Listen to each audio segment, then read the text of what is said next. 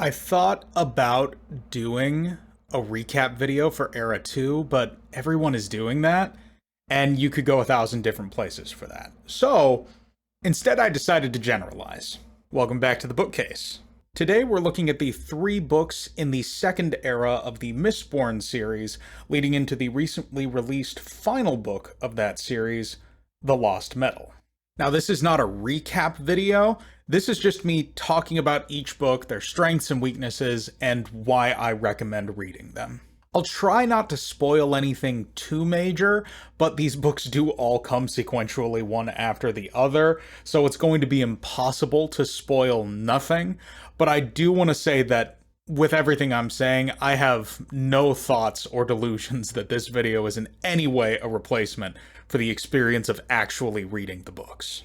Up front, I recommend reading all of them. If you have the patience and you haven't read them in a while, honestly, I recommend rereading them going into The Lost Metal.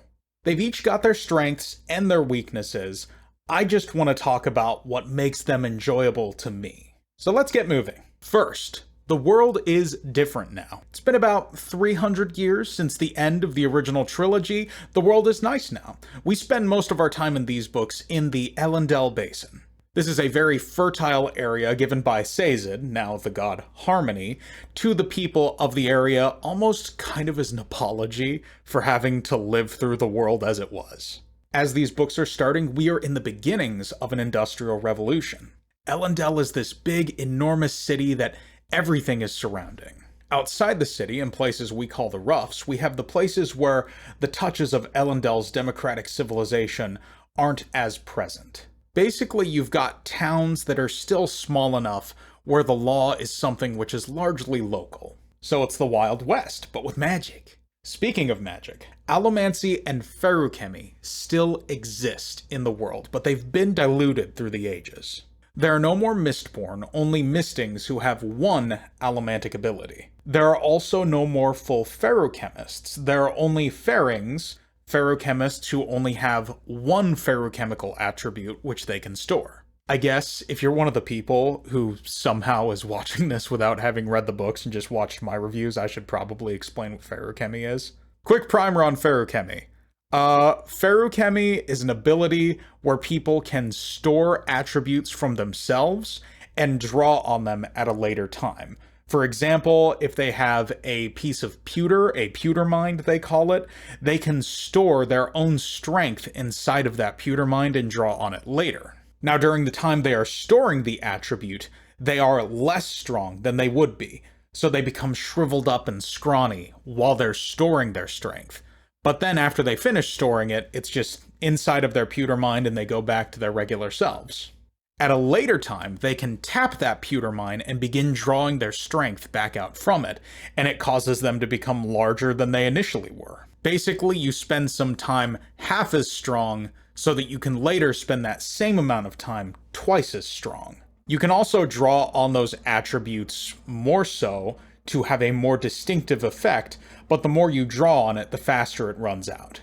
A lot of things can be stored feruchemically, and they're kind of weird sometimes. Some things make sense, like strength, that makes sense.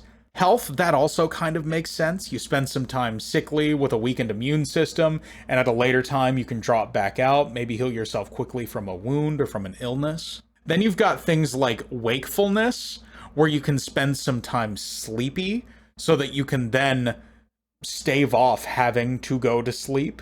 Or speed of thought, where you can spend some time where you're not as responsive to things, you can't think about stuff as quickly, but then you can draw from that and become much smarter quicker. Or, as we'll talk about in a bit, storing weight, making yourself lighter and heavier as the situation calls for. So with all of that out of the way, not only do you have only one allomantic ability available to a person if they have it, and the same for feruchemy, you also have people who happen to be born with one of each. These people are rare, but they are called twinborn.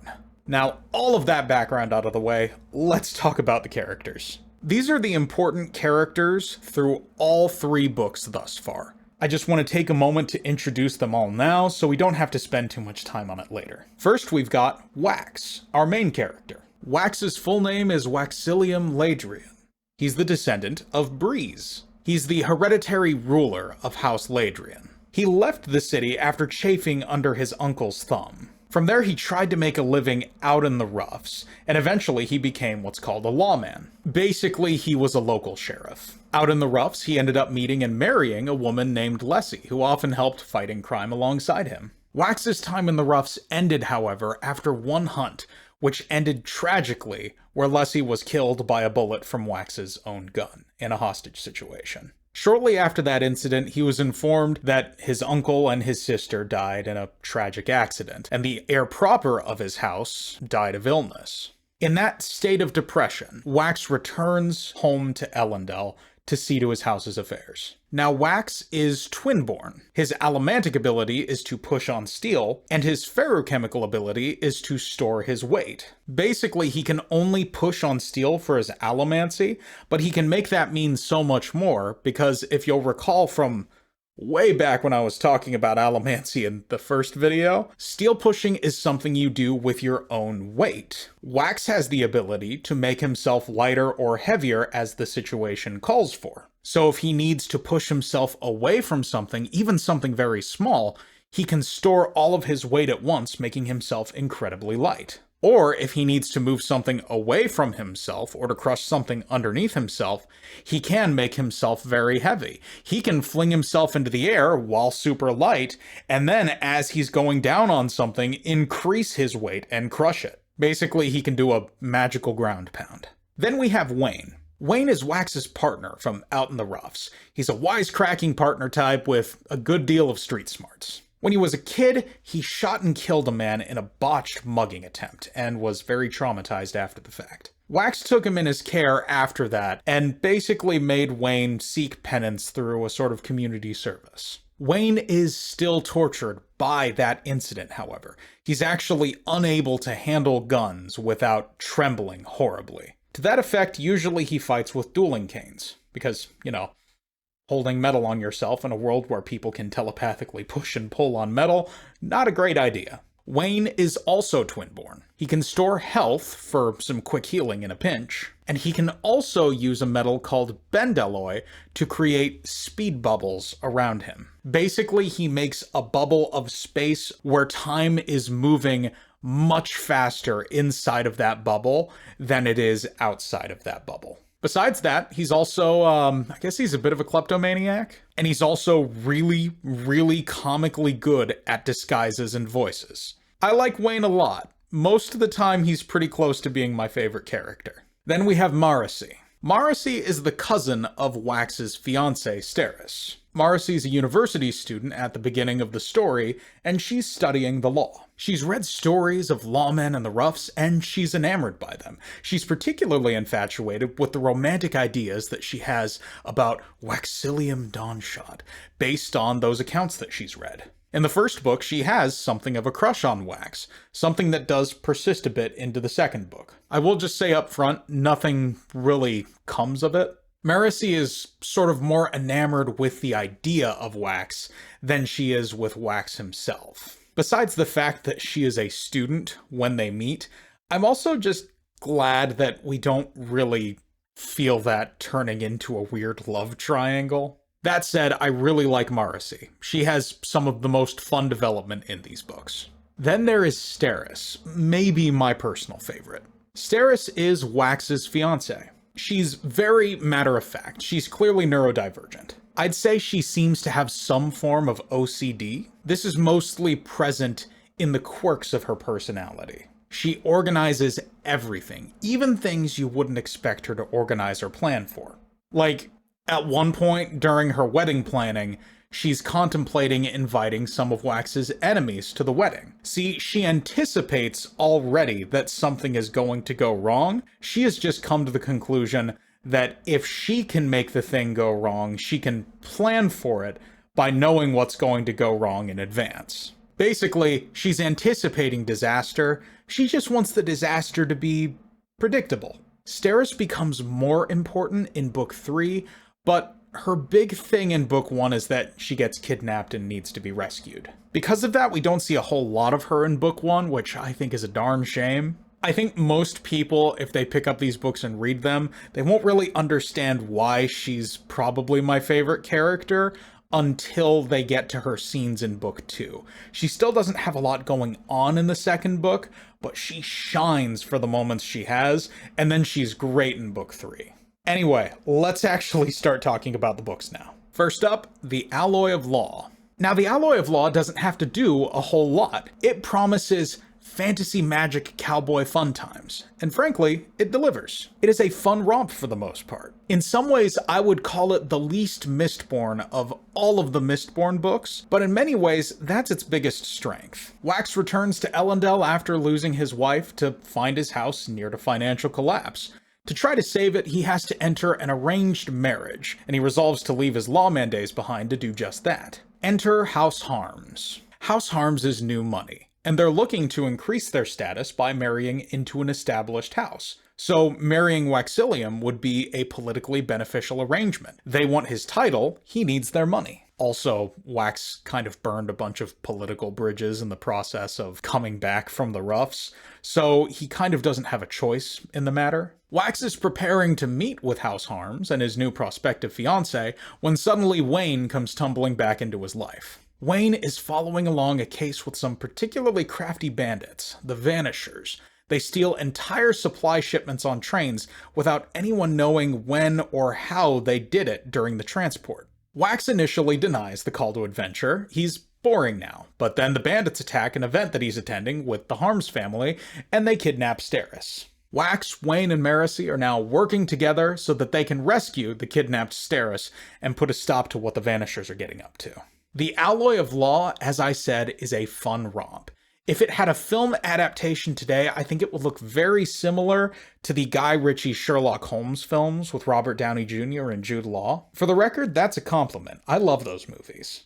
Compared to the Mistborn trilogy, this book is much shorter. Honestly, all of the Era 2 books are shorter, although they have been getting progressively longer as they go. You can see on my bookshelf how they progressively get thicker. One of the funnest things about this story is the way that it shows a society progressing and how the elements unique to this world are a part of that progress. A lot of stories try to pull that off, and they just sort of end up with creating this period from Earth time, but also magic is present. The magics of this world, especially allomancy, have really shaped the way that this world looks and how its technology progresses.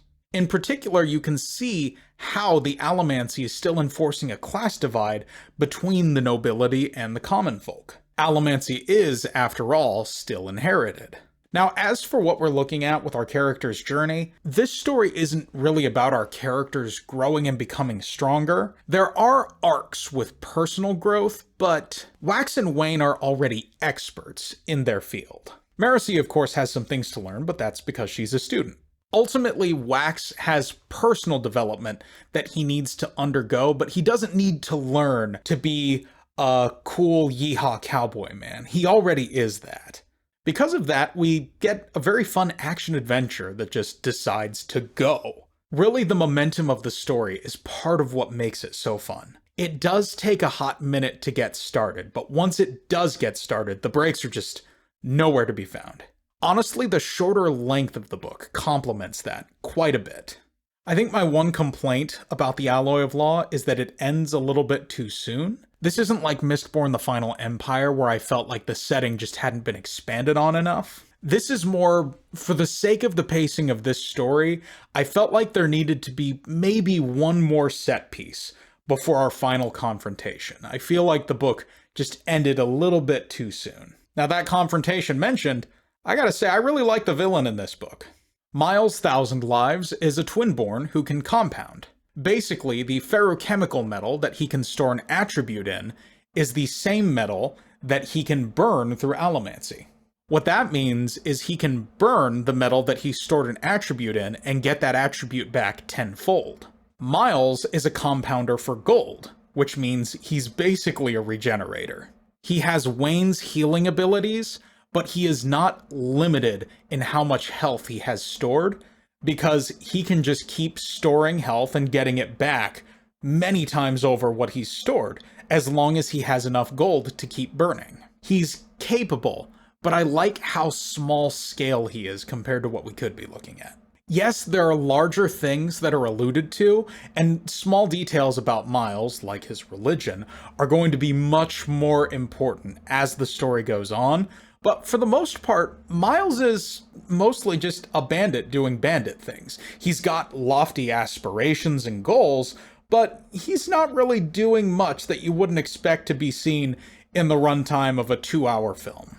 Again, what makes him work is that he's impressive, but as far as the scale of this world goes, he's just another guy who exists in this world. He's an expert at what he does, and he's really tough to stop, but ultimately, he is something that can be understood and worked against. He's not any kind of magical chosen one, he just won the genetic lottery.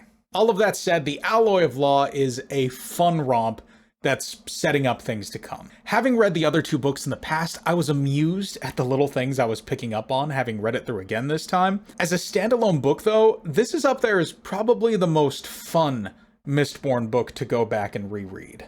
I wish I could tell people to give this one a try on its own. Despite how well it stands on its own, though, I really can't recommend it as just a standalone read-through as much as I would like to. The thing is, even though it is the first book of the second era of Mistborn, before that, it is the 4th Mistborn book. There are so many things that are being called back to that it might get confusing if this is your first book. Not to mention the fact that if you're planning on reading those first 3 books, this book is just going to straight up spoil just about everything that went on in the original trilogy. Although, maybe I would be surprised. Maybe someone has had that experience where they read this first, and they went back and read the original trilogy and had their expectations turned upside down. I wouldn't know because I read the trilogy first. That said, it's shorter and easier to read than any of the original trilogy, and it's a whole lot of fun to come back to. It's one of my favorite books in this series. Next up, Shadows of Self. Shadows of Self follows up on The Alloy of Law's cowboy fun times with a more intense crime thriller. A year after The Alloy of Law concludes, we see our new status quo. Wax is now a deputized agent of the constabulary, Marcy is actually on the constabulary, Steris is actually wedding planning in earnest and putting her best effort into getting to know Wax better. We don't get to see this new normal for long, though, because the city is on the brink of disaster. See, we're coming up on the negative parts of the Industrial Revolution. Most common people can't afford to work, and the ones who can are doing long hours for poverty wages. Tensions in the city are high and ready to burst, so when the governor's brother is found dead in a way which implicates him in some pretty flagrant corruption, that just adds more fuel to the fire. Wax and his allies now have to work together to find the killer, a serial murderer who they soon learn is a mad Kandra acting against Harmony's wishes. This book immediately expands the scope of Era 2, encompassing all of what was happening in Era 1. Wax speaks directly to Harmony/Sazed. One of their biggest resources is a book that was given to Marcy by Marsh, who is now Iron Eyes, basically the superstitious equivalent of the Grim Reaper. And we meet a Kandra who becomes one of our main characters. Let's talk about her for a bit. Milan is fun.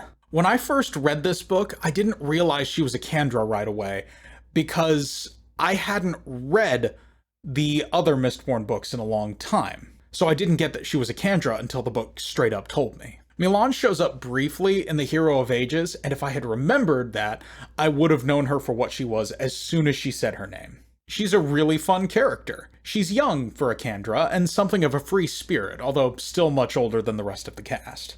She really hits it off with Wayne, too. I love the scenes that they have together and their interplay. Wayne's penchant for disguises and accents gives them some common ground to bond on.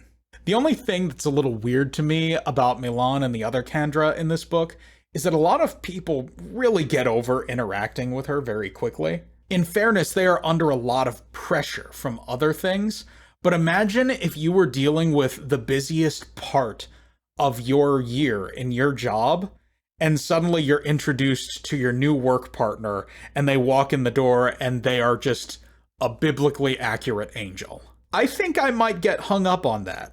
Overall, though, Milan is a very fun addition to the cast. I like how this story uses her. But the story. This one is more of a hunt for a killer with the fate of the city at stake than a rip-roaring adventure. The stakes are so much higher here than they were in the Alloy of Law, and while I don't think that's bad, I do kind of miss that smaller scale feel that we had in the Alloy of Law. But this story is also feeding back into a larger narrative in smaller, more deliberate ways. We get some appearances from Waxilium's uncle, Edwarn Ladrian, also known as Mr. Suit. He's a member of a criminal organization called the Set, who Wax got onto the trail of at the end of the Alloy of Law. Not a ton comes out of that interaction in this book, but that's something else that's being built up for in the third book. We also get something of a cameo from Tensoon. He just kind of shows up and then just sort of leaves when his part is done, but he is there. For the most part, though, we're focusing on the gang's attempts to capture the killer and keeping the city from falling apart. I also want to bring up Steris gets some more screen time here, and I love it. We see Steris' more genuine side, and it's very, very fun and cute. We didn't get a lot of that in the last book because she was kidnapped for most of it, but it's clear despite her not knowing how to do romance, she wants this thing between her and Wax to be more than just political. It is adorable, and I love how hard she tries. Now, my biggest complaint about this book is honestly the pacing.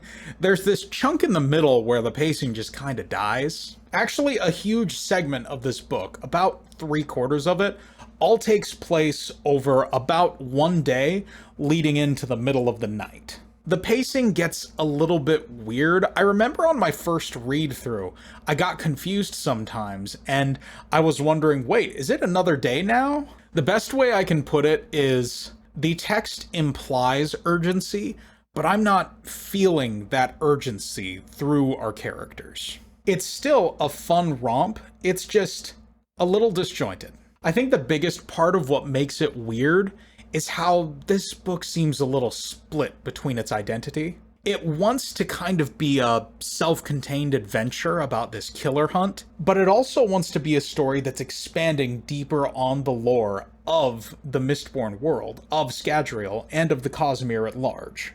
It's trying to have the best of both worlds, and in the result, I feel like it does neither particularly well, but it is still a pretty good time. I wouldn't say this is the worst Mistborn book. I would say I still enjoyed this book more than I did The Well of Ascension or The Hero of Ages, but that might also be because this book is just shorter. I think those two books had higher highs and lower lows, and this one's a whole lot more consistent, but it's also over with much quicker. See, my thoughts are, if you've already been along for this long in the series, it's going to take something pretty bad to make you stop altogether, and Shadows of Self isn't going to do that. It's still a good time, just not as good as it could be, in my opinion. So let's move on to the Bands of Mourning. So what's happening in this one? Half a year after the tragedy that ended Shadows of Self, Wax is more than a little bit cross with Harmony. When another Kandra appears, looking to ask Wax to look into something new, he understandably turns him down. But when they approach Marasi, Wax is dragged into things regardless of his wishes. See, the Kandra have been researching the powers of this world, and have found through the use of a metal called Nikrosal, and a process involving feruchemy that I promise makes sense, but I just do not have the patience to go into it. Someone can use allomantic powers or feruchemical powers that they were not born with. Theoretically, this is possible. Of particular interest is an artifact they were searching for, the Bands of Mourning. The Bands of Mourning are supposedly the metal mines worn by the Lord Ruler. As someone who wielded the power of preservation, the Lord Ruler should have known about all of the allomantic metals, including Nikrosal, and how it works. So if he incorporated that metal into his metal mines, someone could, hypothetically, use them and have the powers of the Lord Ruler. One of the Kandra's own had been investigating ruins to the south where the bands were thought to be, but after an explosion which appeared to be an accident, he lost one of his spikes, and ended up returning to the rest of the Kandra with his memories disjointed and his grasp on reality tenuous. Since Wax has refused, Marcy has been tasked with going to where the Kandra had been performing his research and hopefully locating the lost Spike to heal the injured Kandra and perhaps follow up on his research. Wax is initially happy to let her go on her own until the Kandra show a photo taken in the city of someone familiar to Wax. His long-lost sister, now a prisoner of his uncle. Wax frustratedly agrees to go along on this mission, and Steris is tagging along this time too. This book feels like an Indiana Jones movie, in the best possible way. The scene in the first act where the Kandra bring in an overhead projector to Wax's house and they start showing him a slideshow detailing their agent's research before he was injured in the field, and they basically say, "We want you to pick up where he left off on this hunt for a mythical treasure that we believe is being pursued by an evil faction." That whole setup feels very Indiana Jones. Honestly, the similarity of this book's structure to those adventure films helps a lot with its pacing. I'd say so far this is the best paced Mistborn book of the second era. The archaeology angle also kind of helps with integrating the feeling of having a focused adventure that is its own, that also expands on the world's past and its present. This adventure is all about trying to find a piece of the past. It does an excellent job expanding the scope of the world, both in how much from the past is brought in, but also in just how much physically bigger the world is getting. Now, this book does something else I really like with the metallic magics of this world and expands on them. Way back when I was talking about the setting in my first video on this series, back in book 1, I mentioned that I thought one of this magic system's funnest aspects is just how scientific it is. It has very rigid rules where you can very much predict what you are going to get out of it based on what you put into it. One of the things I liked is that we didn't know everything about how it worked. Some things we just didn't understand properly. Other things we just don't know yet. This story expands on the metallic arts a bunch, and it does an excellent job making that information consistently relevant to the characters and what they're doing. I also want to give big props to Steris in this book. So Steris spent most of the Alloy of Law absent on account of her kidnapping, and only really had a few fun scenes in Shadows of Self. In this book, she is a star, though. We get to see not just how she tries to express what little control she can by meticulously preparing for any eventuality she can think of, but we also see where she learns to be a bit more spontaneous. There's this genuinely sweet arc between her and Wax. It's clear that she has come to genuinely love him, and he's still trying to work through some stuff. But the way it all plays out and comes together, it's cute. I like it. Steris is one of the highlights of this book for me. Now, the big downside of this book is it's kind of hard to figure out the first time through, I think. A whole lot of what happens in this book is either recontextualizing what we thought we knew about metals and the past, or just straight up telling us, no, what you thought happened, that was wrong. Now, reading this my second time through, and after reading Secret History so close to the original trilogy, and coming to the conclusion that nothing's really contradictory, I think it all makes sense, but gosh, I had to think really hard to get to that point. Ultimately, I'd say that while The Alloy of Law is a much more fun book to read, The Bands of Mourning is probably the best Mistborn book of the Era 2 books thus far. It's a solid story in its own right that does a lot of great work expanding on the setting. Now, before I wrap up, some of my thoughts going into book 4. My upfront prediction is that some people will be displeased with book 4 regardless of its quality. As I understand, the Wax and Wayne books were never supposed to go for as much as they did. They were more intended to be a transitional period between what was planned to be the first Mistborn trilogy and the second Mistborn trilogy. And yes, Sanderson is planning another Mistborn trilogy.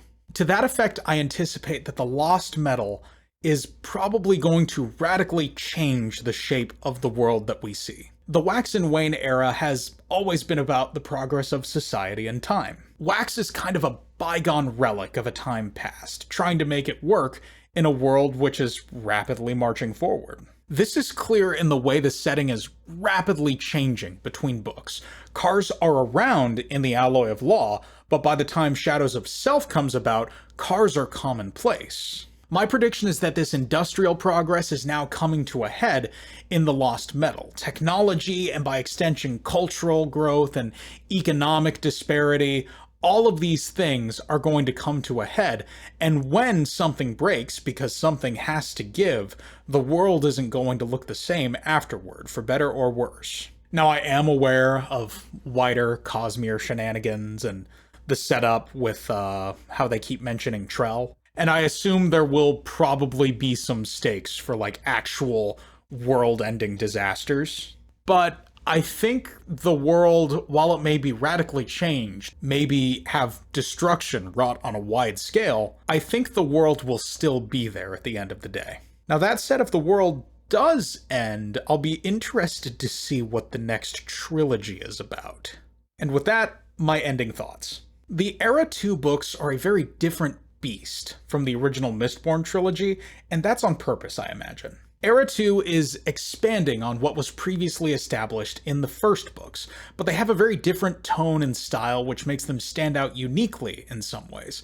And I think the Era 2 books hold together cohesively better than the initial trilogy in some ways, but we'll see if I still think that after I read book 4. Suffice to say, these 3 books, I recommend them. If you were ever on the fence about progressing past the initial trilogy, maybe that ending after the Hero of Ages left you feeling cold, I'd say keep going because it definitely goes up from there. That said, even most people who were cold on the ending of Hero of Ages, as I understand, went on to read The Alloy of Law and its sequels. These books are pretty popular. Next time, I'm finally going to get around to what the point of this whole reread project was. I will finally be talking about The Lost Metal. I look forward to it. Thank you again for sticking around. If you have, why don't you hit that subscribe button, hit the like button, or leave a comment. Once I get my Lost Metal video up, I'm probably going to slow down for a bit, let Taylor actually post some stuff. But I'm still looking forward to keeping working on this. I'm going to have to figure out what I'm going to read next. At any rate, I'm Steven. This is The Bookcase. Go have fun reading something.